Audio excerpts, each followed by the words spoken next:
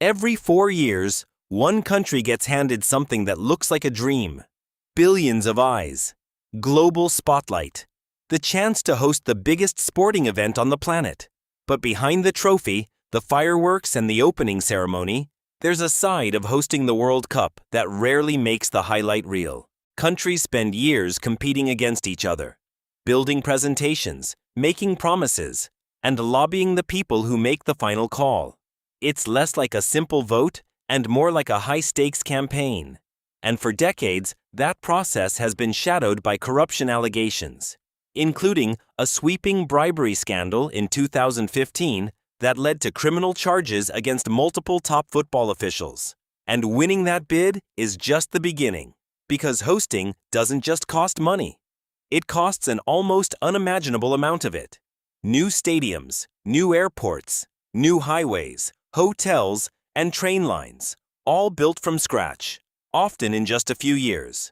Qatar's total World Cup-related spending has been estimated at around $220 billion, making it by far the most expensive World Cup in history. To put that in perspective, that's enough money to build hospitals, schools, or housing for millions of people. Instead, much of it went into stadiums that, in some past host countries, now sit almost completely empty. But the biggest cost isn't measured in dollars. It's measured in lives. Relied heavily on migrant workers, who at one point made up roughly 95% of the country's entire workforce. Human rights organizations spent years documenting harsh conditions tied to the labor system workers were brought in under. Things like unpaid wages, dangerous job sites, and restricted freedom to leave or change employers. Qatari officials have cited a much lower number of deaths directly linked to workplace accidents. Independent investigations, including one by The Guardian, identified thousands of migrant worker deaths from the main countries supplying labor during the build-up years.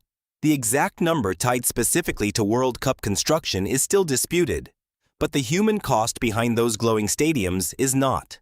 So why would any country still want this? Pride, mostly.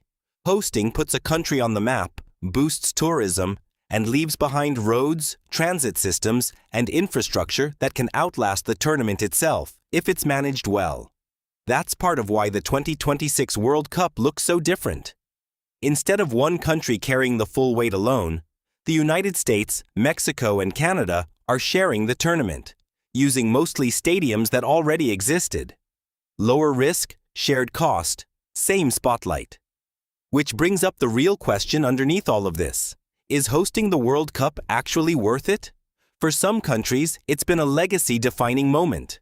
For others, it's left behind debt and empty stadiums that outlive the celebration.